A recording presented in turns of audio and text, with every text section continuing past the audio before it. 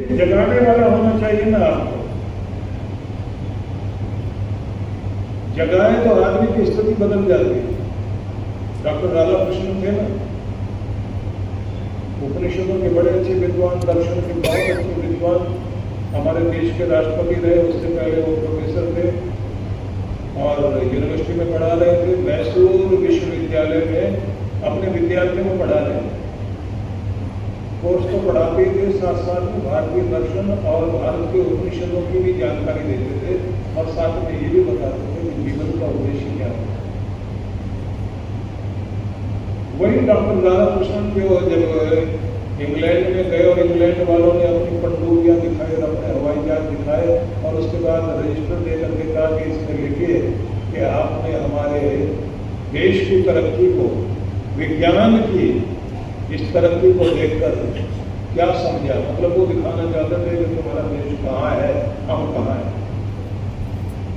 विज्ञान की इस तरक्की को, इस चमत्कार को देखकर कुछ लिखिए।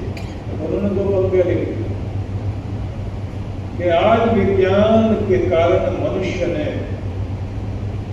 पक्षियों की तरह आसमान में उड़ना सीख लिया और मछलियों की तरह समुद्र में गहराई तक गोता मार के तैरना भी सीख लिया। आसमान तक भी पहुंच गए, समुद्र तक पहुंच गया, लेकिन इस धरती पर कैसे जीना चाहिए ये नहीं आया। इसको भारत ही सिखा सकता है।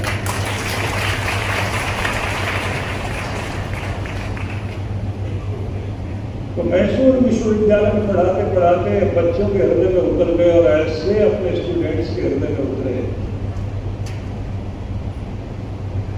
उन बच्चों को लगा कि ये केवल टीचर नहीं है, ये कोई टीचर नहीं, ये कोई प्रीचर भी नहीं, ट्यूटर भी नहीं, मेंटर भी नहीं, ये तो हमारी जिंदगी देने वाला हमारा कोई सदगुरु है जो हमारे सामने खड़ा है। बहुत प्यार बच्चों के मन में। तो एक दिन ऑर्डर आ गया कि कलकत्ता विश्वविद्यालय में आपका ट्रांसफर किया जा रहा है।